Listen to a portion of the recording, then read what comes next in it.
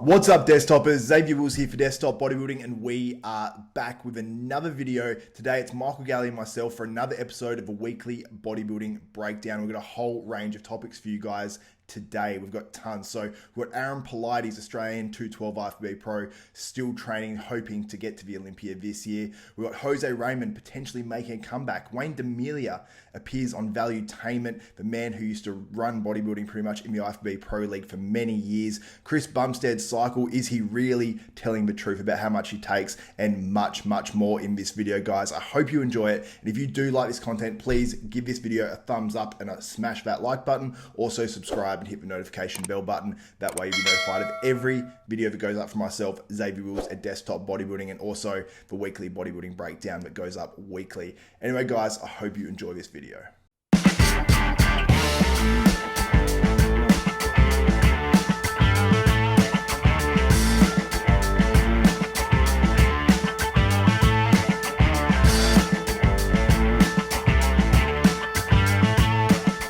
Welcome back to Desktop Bodybuilding and the weekly bodybuilding breakdown with myself, Xavier Wills, and Michael Galley. Mate, how are you doing this week? We've got a heap of topics to talk about.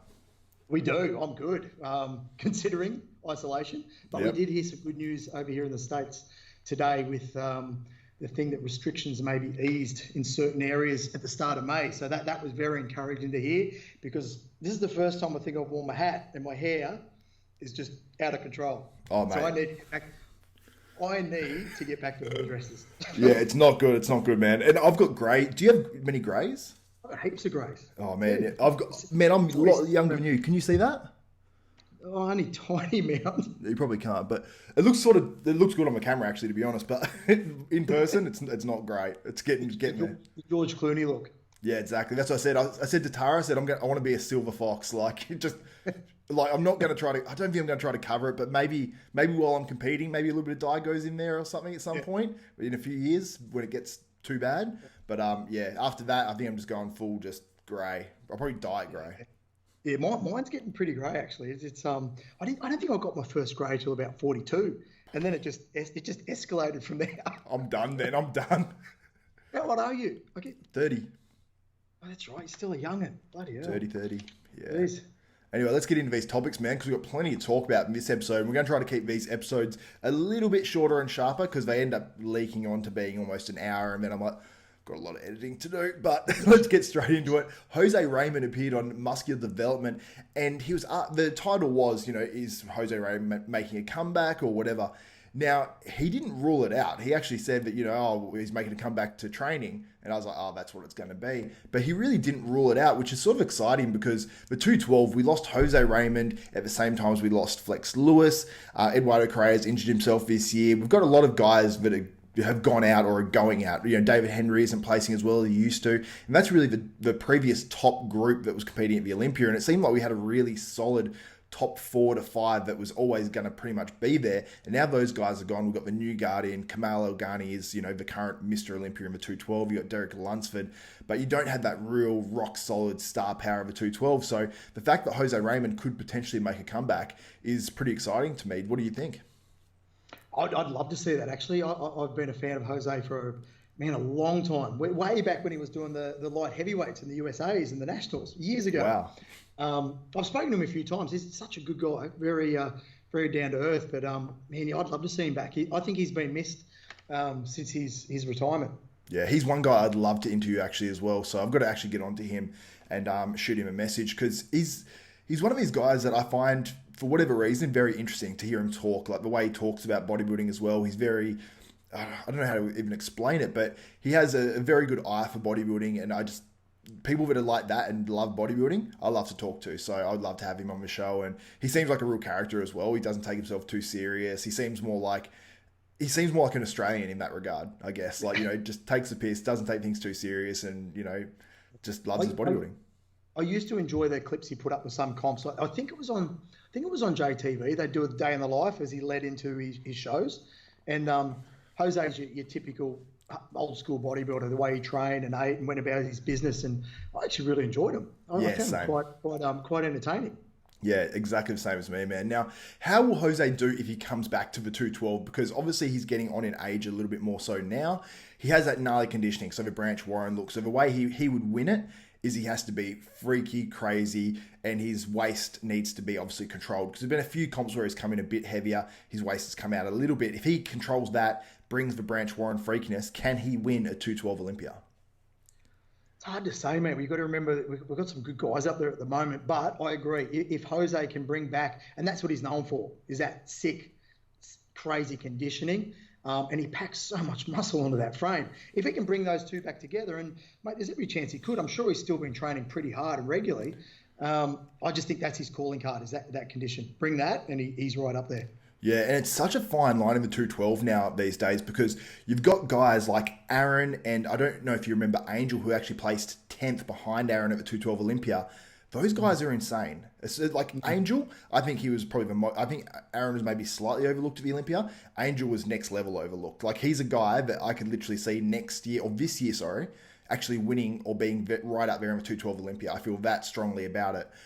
So to see like a guy like Angel, if I put him next to Jose, I would probably say Angel would win because he was that far overlooked. But then you've still got guys like Eduardo, you've got obviously Aaron, you've got Angel, all these guys placing in the bottom half pretty much of the top 10 of the Olympia last year. If Jose doesn't bring it, he could fall out of the top 10 like David Henry did last year. So yeah, I agree with you on that one too. It's definitely a fine line. Yeah. He's got to bring the Jose of old. Yeah, so he could win it or be out of the top 10. That's how close the 212 is. But let's move on to another 212 competitor in Aaron Polides, good friend of both of ours. He's training and he's looking huge. He's been training with Sergio Oliva Jr. there in his home garage on the Gold Coast in Australia.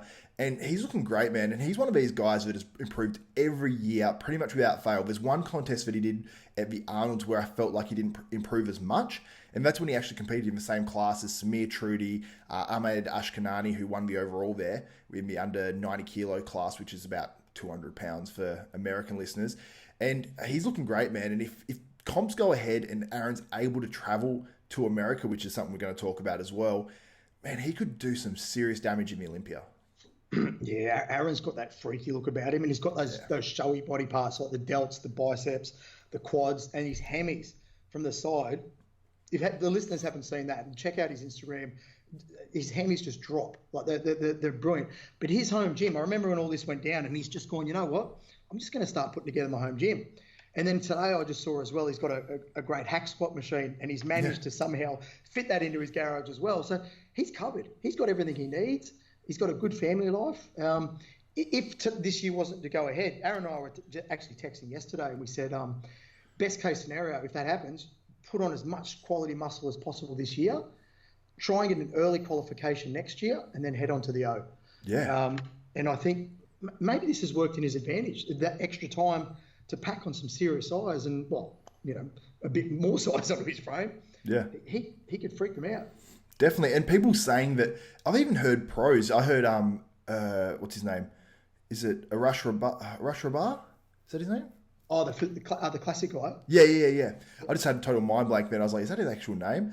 But yeah, he was even saying, he said, guys like at our level, guys that are competing as pros, I think he said pros, are not going to make, improvements training in a home gym.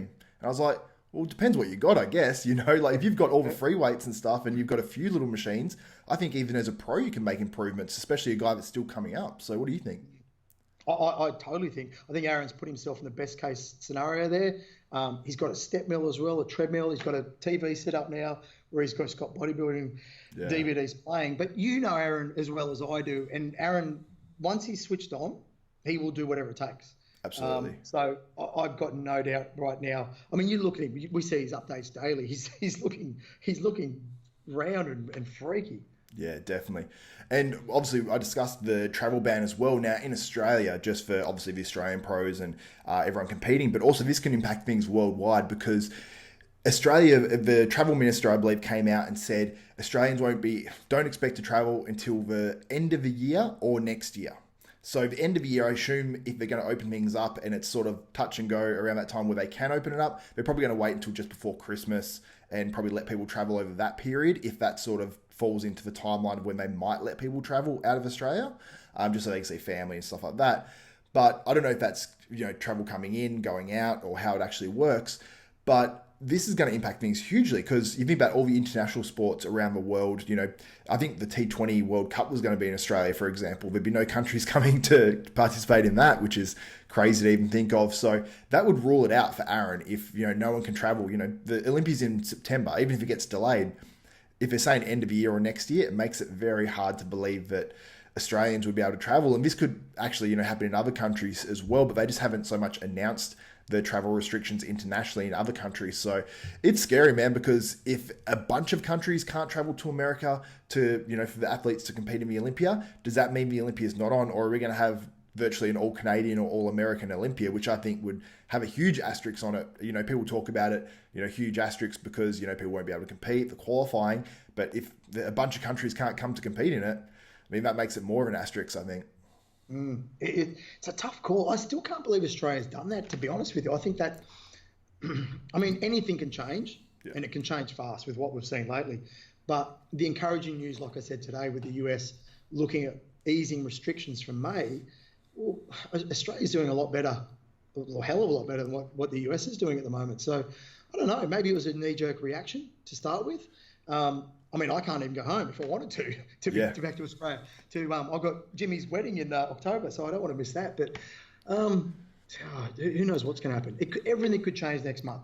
And think about the people that outside the US, that if other countries do it, we could be in serious trouble because you've got William Bonac, you've got Luke Sando, you've got Nathan Diasha, you've got Josh Lenardowitz, obviously, you've got Aaron Polides, you've got a whole bunch of guys, still more guys up there at the top as well. Hardy, obviously.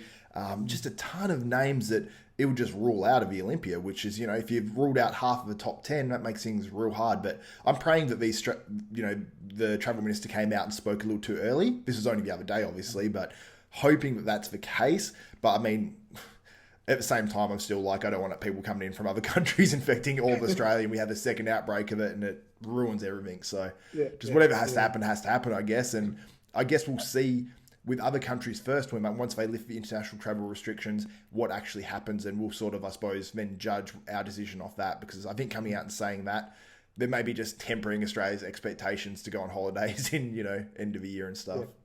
Yeah. I think that the best thing about, most people I know as well, is people have mainly accepted it now. It's okay, if they're going to say the year, so be it. Let's just get it done, and then we'll start again. We're basically on a reset at the moment.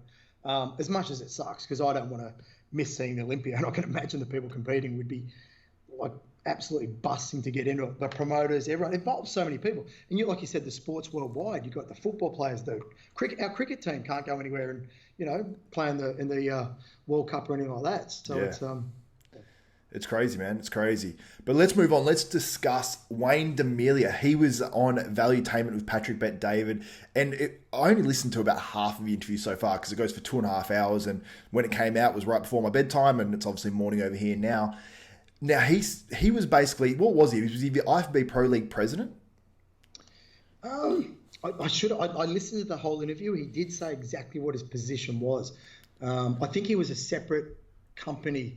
Yeah, he owned it as a company, didn't he? He owned the IFBB Pro League as a company, I think. So that was how I'd sort of read it. Yeah. Yeah. So, and he obviously basically worked with the Weeders and everything like that. Now, he told some amazing stories in this interview. I thought it was great. I've listened to half of it, and I can't wait to listen to the other half after we finish, because he was telling stories about guys that literally dropped dead. Momo Benaziza, who dropped dead, and the way he actually told the story. We talked about this before we jumped on here, Mick.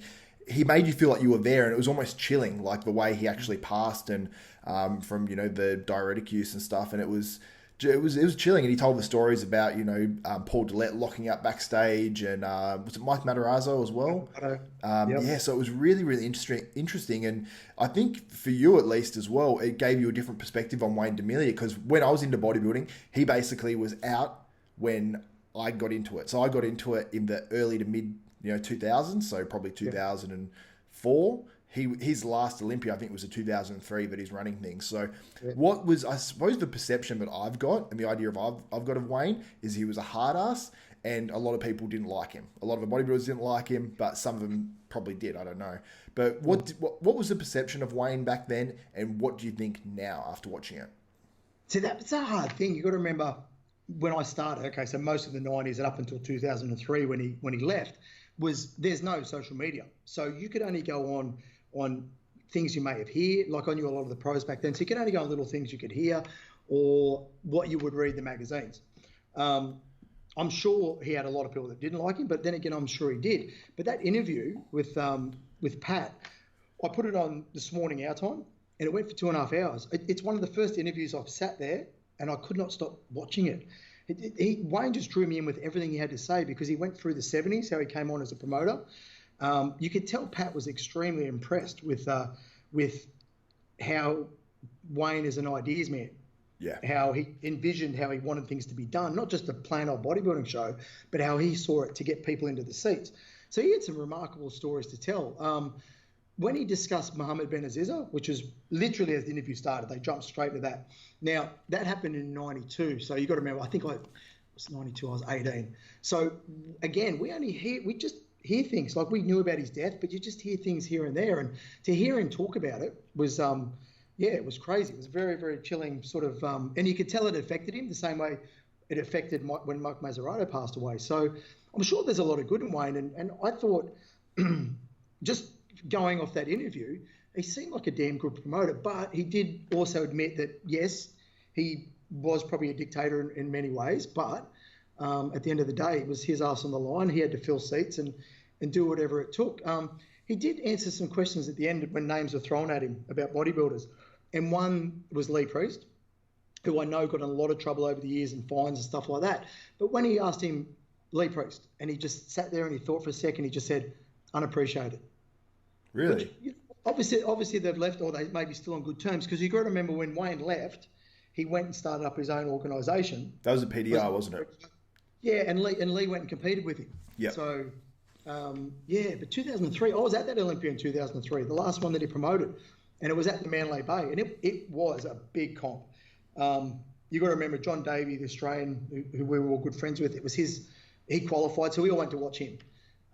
Manly Bay was spectacular. Like the showroom was amazing. The expo was in the same hotel in a different sort of area. So he knew how to promote. I'll give him that. His New York Night of Champions ran for a long, long time and was extremely popular with the athletes. Yeah, for sure. I think they could do something. I don't know how the Night of Champions was back then, but I'd love to see some shows with, I suppose, a bit more prestige as well. I suppose we're getting that with the Rock show that's coming up later this year if it does go ahead. But I'd love to see something that, I don't know if you remember the show. It was it the Yamamoto? No, it wasn't the Yamamoto. It was the one over in South Korea that was on this year. Nathan Diash competed there. A bunch of other Asian dudes did it, and they had the crazy stage production where it had their names really, really big. And they'd walk through and there was always like lights and it was just crazy. I'll put up a video while we're talking about it. But that was probably the best stage production I've ever seen in a bodybuilding contest ever. And it was one of these smaller shows. And I was like, wow, if these dudes can put on something and make it really prestigious somehow by either offering more prize money or something, I don't know, making something like, I think it was really cool how they do, well, I think they still do. They do they used to do the Night of Champions rings, like almost like championship rings in sports. I think stuff like that, like they could do like really cool jackets and rings and make it something really epic. Because obviously with the Olympia, you got the Sandow, and I'd love to see something like that done a bit more and then really highlight that like even the pages that run these contests, putting up the photo of a ring, being like who's going to win it, and building a bit of hype that way, and really had that, I suppose, promotional tour of the show and promoting it online, because I think people have sort of forgotten to do that, because we used to get guys going on RX and promoting their shows and stuff a lot, and you don't really hear the promoters going on there anymore. I remember hearing Jack Titoni and a bunch of guys going on RX, and I just don't see many promoters going on there anymore, which is so weird. Yeah. I speaking of that, one of the when Wayne had the New York Champions, one that stands out in mind, I think it was either 92 or 93. Now the WBF, do you remember that federation? Yep. With Gary Striderman and Barry DeMay, that had just ended, so that had gone. Now, a lot of those athletes wanted back into the IFBB, and they were allowed in. They had to pay a fine and stuff like that. I can't remember the year. It was 92 or 93. So the Night of Champions on stage had a cemetery look with, like a ghosty look with all tombstones of the people that were in the WBF. Are you serious? The beating had to come out and break the tombstones on the stage, which was quite, quite different. I can't remember which guys rented that year. It might have been Barry DeMay and Mike Quinn and a few others. But that's something just stands out in mind. It's So the Night of Champions, he did definitely try to change it up a bit. I mean, I could be way off base here. Every pro may have hated his guts. I don't know, but he got bums and seats, and he came across in that interview, as you can tell, as a very well-spoken person. He was extremely on the ball with his detail, and you could tell that Pat, who was interviewing, you could just see Pat's body language being extremely impressed with this guy, because that's basically who Pat, models himself after with business-wise. People that have got ideas, they just come up with things that most people wouldn't think about, and that's what changes any industry, any business, any sport. So yeah, definitely.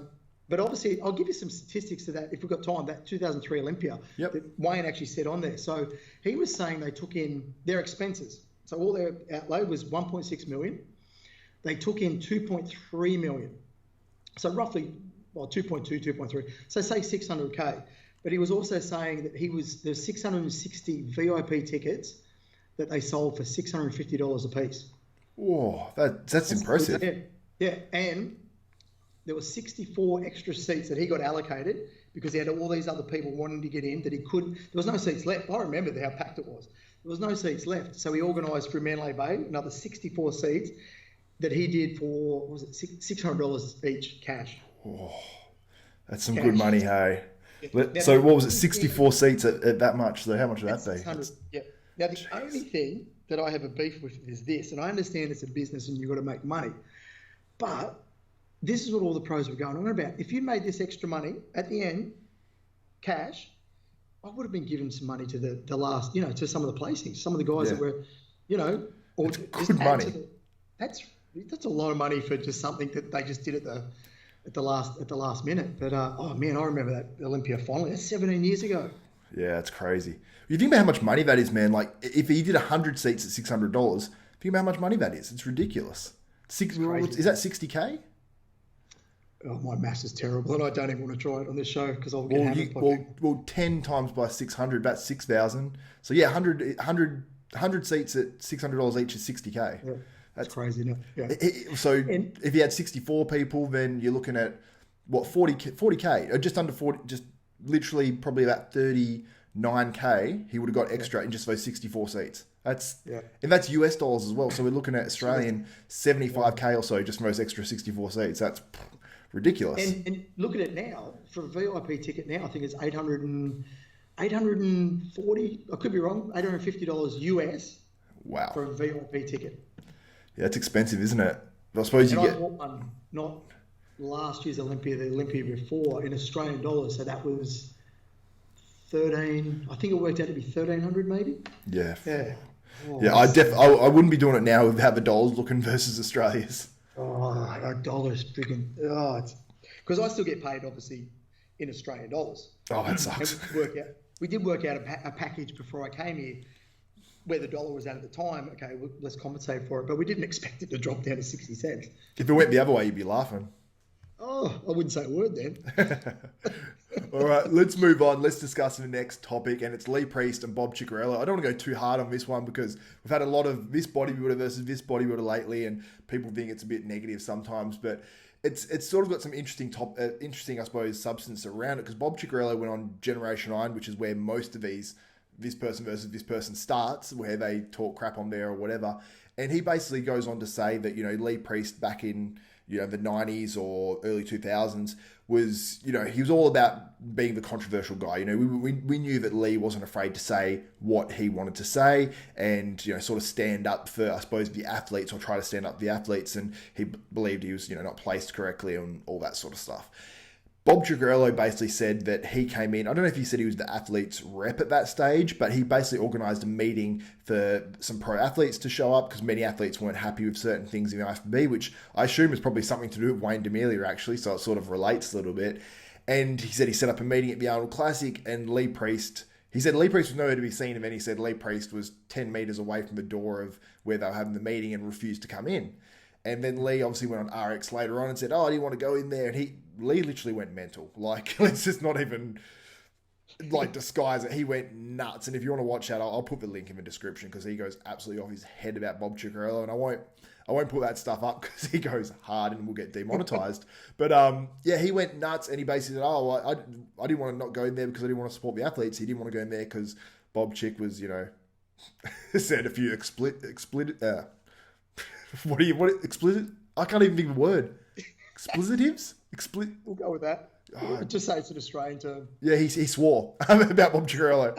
Jeez, I'm struggling. But yeah, so basically he went nuts about Bob Chick, and it was sort of interesting though, because if he was all about change and Bob Chick set this up, wouldn't you just go in and go into the meeting rather than being stubborn and sitting outside it? I don't know. What do you think? Yeah, I don't know. It depends how accurate Bob's story is as well. True. I've got no idea. Well, Lee pretty much admitted it. He said that he didn't go in because Bob Ciccarello was there. So he sort of did say that, Bob set it up and he didn't go. Yeah, well, I don't think they ever got along. That's the thing. I don't think they ever got along. Yeah. But Lee's comeback on that on RX was just holy shit.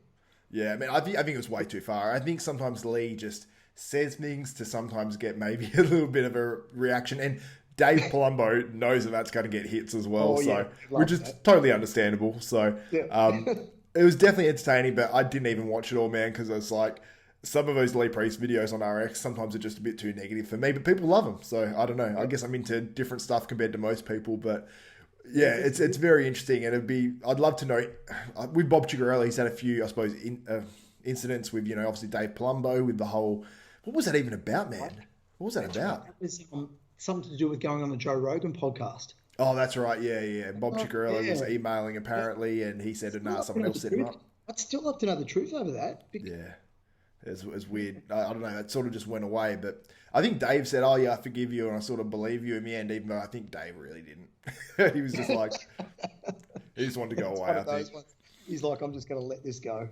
Yeah. But anyway, let's move on to the next topic. Chris Bumstead. I put up a video I think yesterday or 2 days ago about Chris Bumstead because he went on RX about a week ago and did an interview with Ian Valliere, who's his brother-in-law and also his coach. And Dave Palumbo interviewed him, and basically Ian Valliere came out and says, you'd be shocked how little he takes, sort of obviously talking about gear, and sort of almost revealed a little bit of his cycle and how much he does, because he said, if Chris goes over 500 milligrams in his off-season, that's test only, that's an aggressive cycle. And I was like, that's interesting. I mean, I wouldn't think many pros, even off-season, would do test-only cycles of 500 milligrams. It just doesn't really, I don't know, not make sense, but it doesn't really, I suppose. Most people think these guys are on a ton of compounds. Let's just put it that way. And I would think, maybe you'd do half test and half whatever else, but whatever.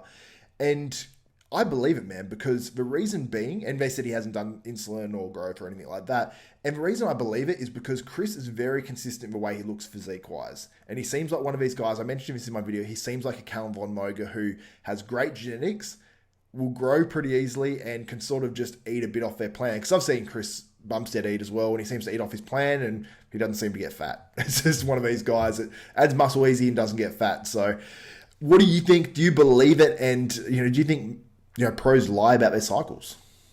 I've got no reason not to believe him. I agree with you. I don't think he hasn't had any radical changes either up or down in weight. He generally, obviously a little bit smoother in that in the off season, things like that as well. But man, you're like me. I've seen some guys that I know, like I've lived with guys, or know close friends that have taken stuff next to nothing, and they're just genetic freaks. They just grow. Yeah. And then I've seen guys that have taken a shitload of gear and get really nowhere.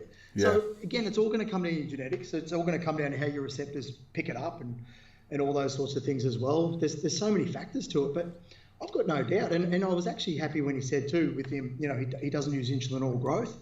I'm not a fan of insulin at all. I've never agreed with that, especially how more widely it's been used in the last, say, 10, 15 years. Yeah. I guess growth, he mentioned that as well. I think that's a personal preference. Whether or not you can get real growth is the question. And then I've seen some guys, again, get nothing out of it, and some guys do. But the money, especially back home in Australia, if you were to use it in Australia, you're paying big dollars. Yeah. So I just don't see the value in it. So if Chris is doing that, and like I said, I've got no reason to doubt him. He probably is. I mean, more power to him. That's fantastic. So he's doing it very, very healthily. Yeah, and they didn't say, oh, he hasn't used more before, because it sounded like he's always done things pretty mild, but he's a little bit less now. And obviously it's working for him, man, because he's classic physique Mr. Olympia. And when you look at guys like that physique as well, like what they used to do back in the 90s, and I'm sure he might be getting farmer stuff and all that sort of stuff as well. So it changes things a little bit as well. So what guys were doing back in the 90s is probably what Chris is doing now. And think about those pro bodybuilders back in the 90s. They're bigger than Chris. You know what I mean? So why can't that actually be the truth? And I think to be honest, I think it is. So that's just my opinion. Just remember too, remember years ago, let's say 5 years ago, I used to, I managed that shop in Koh Samui Pro Nutrition, which is in Thailand. So legally we could sell gear. And I worked next to a shop next to a famous gym in Koh Samui. And there was a lot of athletes from around the world that came there to do training, whether it be 1, 2, 3 or 4 months. And I'd seen people from using next to nothing to some guys would get in there and they'd be buying everything in what we had. Yeah. And it was crazy to see some guys that get almost no results using shitloads of gear, and other ones would be using just bits and pieces where they need it. And you could just see the change in them. So I've got no doubt, the more you use for most guys, it's just toxic. Yeah. Your body's toxic. It's not going to absorb much. You don't want to eat. You don't want to train. Your body just kind of shuts down in a way. Yeah. It's very rare you'll see someone be able to take a lot of gear, process it properly, and get results. Yeah. And I think when you've worked with athletes before, and I've worked with guys that have won overalls in bodybuilding, and I've cut back their stuff to half of what they were doing before. It's just the way you, I suppose, rotate things and stuff like that. And they've gotten better results. And they've been on the same thing and doing the exact same cycles for years. And then you change things up a bit and they grow. And it's like, they're like, what? I'm doing half the amount. I'm not doing 1,500 megs. I'm doing 800 now. And it's like, wow, I'm growing. And sometimes it even surprises me. But I think you get to a certain level, and if you're taking X amount, sometimes you get a bit toxic as well. And your body, when your body has that increased inflammation and chronic inflammation, that's the main issue, the chronic inflammation, not so much the temporary, training-induced inflammation, then you go backwards. Your body doesn't recover properly. You don't grow. You might have issues with the receptors. I don't know, but it's one of those things when your body feels toxic, a lot of the time it gets to the stage where it stops responding. It just goes nut. And I know that happens with my body too. So yeah, I'm the same. I can tell I get to a certain stage and I'm like, nah, I know my sweet spot now after years and years. Not that I do anything like I used to compete, but it's crazy because you're like me. I think Australia, and I've been all around the world in different places. Australia is really bad for guys pushing the envelope. Not guys that even compete, just guys in general. And they will push the envelope over and over and over. And you're seeing a lot of kids in their early 20s that you can just look and you're thinking, this is just a disaster waiting to happen. Yeah, man. Which is a shame. But I don't know. Hopefully things change in the future. But hopefully people look at Chris's interview too that you did as well and saw it on RX and actually take some, heed to what he said and go, you know what, I'm gonna cut things down and see how I go.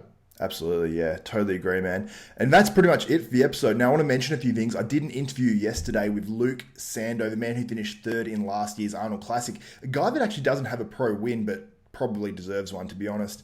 And we covered a whole bunch of stuff. So the main interview I did goes for about an hour. So I'm going to split that up into 2 parts. It's going to be coming out over the next few days. And we did another separate video as well afterwards, and we talked about weed in bodybuilding, because the first video I did with Jay Cutler, people really enjoyed it. The comments were like, people were like, wow, that's really interesting. And I even had one guy, I don't have his name right now on me, I'll mention it in a future episode and give him a shout out, but he actually said his mum has, I believe, pancreatic cancer, and she's been against even trying the CBD oil because it's, it's marijuana or whatever, and she's, sort of thinking about trying it now, and he said he showed the video to his mum, and with Jay Cutler talking about it, that gave it a bit more credibility, so that might even be able to help her. So that was the coolest comment, man. Like, I was like, wow, that's actually cool that this could actually make some sort of a positive difference on someone's life, someone that's battling a horrible disease, so I thought that was pretty damn cool. So if people want to go back and watch the Jay Cutler one, the link's in the description, and the one with the one with Luke Sando will be up within the next few days as well. And it was not only just like informationally and solid in terms of what he thought about it, the uses in it, if it's beneficial, all that sort of stuff, but it's actually pretty funny as well, man. We had a few stories in there about certain experiences and stuff as well, so I think everyone will enjoy that. It's about 15 minutes, but it's really quality, I think. Probably one of the best videos I've put up, so. Yeah, I like Luke. Luke's good though. He's good fun. Yeah, man, definitely. And we've got a ton more interviews and stuff going up as well. If you guys like this content, make sure you give me a thumbs up. Also, subscribe and hit the notification bell button. Mick, do you have anything you want to plug in this video? No. I just want to Like, all I want is a good haircut and to get back into the gym very soon, because there's only I've got a set of bands over there, and there's only so much I can do with these bands. I don't have a home gym. I got in too late. By the time I started looking for things, they were all gone. Yeah, man. I'm very, very lucky with what I've got, so I'm happy. I'm going to train some back later. I can still do. I don't have the knee thing to lock my knees in for a lat pull down, but I've actually improvised because I've got the pull down is actually on the Smith machine. So I've actually been able to lock my knees in, and if I push my knees backwards, then it locks my knees under there, so I can actually do lat pull down now. So I'm stoked I figured that out. So I'm pretty much set, man. But that's it for another episode. Also, we've got a Facebook group out there as well that I encourage people to go check out. So just type in Desktop Bodybuilding, find that, join the community on there. I've just got to basically accept you once you request. Also, check out the Instagram page at Desktop Bodybuilding, and also my Instagram page. And if you guys want to be featured, next episode I'll do a whole bunch of shout outs. I did a bunch of shout outs on the previous episode I put up. So make sure that you comment below. I'll do shout outs and all that sort of stuff, and share the stuff out on social media. Tag me in, tag in Desktop Bodybuilding, even tag in Mick if you're watching this show and putting it on Desktop Bodybuilding as well. So how do people follow you on Instagram? What is it? Michael_Galley. Yeah, I think that's all right. Cool. I'll put it up on the screen anyway. But that's it for another episode of the weekly bodybuilding breakdown with myself, Xavier Wills, and Michael Galley. That's it for another episode. For Xavier Wills, Michael Galley, we are out.